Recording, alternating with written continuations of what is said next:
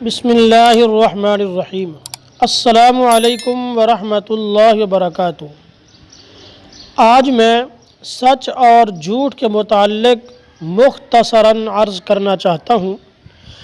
حضرت عبداللہ بن مسعود رضی اللہ تعالی عنہ نبی کریم صلی اللہ علیہ وآلہ وسلم کا یہ ارشاد نقل فرماتے ہیں کہ سچائی کو لازم پکڑو، کیونکہ یہ سچائی بھلائی اور نیکی کی رہنمائی کرتا ہے اور نیکی جنت کی طرف لے جاتی ہے، اور ایک آدمی ہمیشہ سچ بولتا رہتا ہے اور سچائی کی تلاش میں رہتا ہے یہاں تک کہ وہ اللہ کے ہاں صدیق لکھ دیا جاتا ہے، یعنی وہ اللہ کی نظر میں سچا بن جاتا ہے۔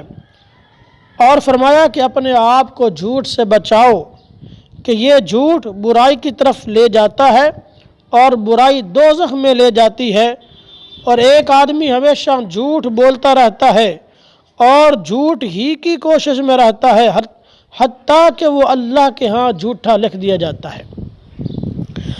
حضرت امام مالک رحمۃ اللہ تعالی علیہ فرماتے ہیں کہ مجھے یہ بات پہنچی ہے کہ حضرت لقمان حکیم علیہ السلام سے پوچھا گیا کہ آپ اس مقام تک کیسے پہنچے، یعنی آپ کو اللہ نے ولایت عطا فرمائی اور آپ ولایت کے بہت بڑے منصب پر فائز ہیں، تو ولایت کے اس مقام تک آپ کیسے پہنچے ہیں؟